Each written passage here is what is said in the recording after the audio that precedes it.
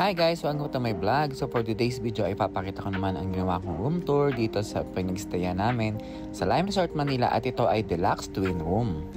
Same din routine natin sa mga hotel na pag sinaksak na natin ang keycard ay automatic na mag-o-open ang power supply at mag-o-open na rin ang napakagandang view ng window natin at ito ay garden view naman at malapit lang ito sa may lobby sa may second floor.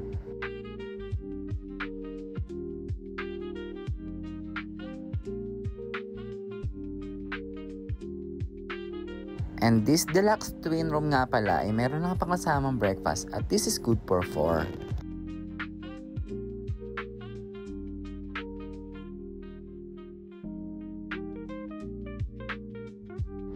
At syempre meron ditong toilet at merong hot and cold shower.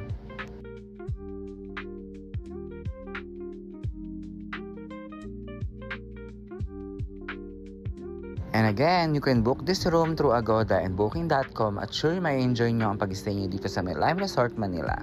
Hanggang dito na lang, paalam!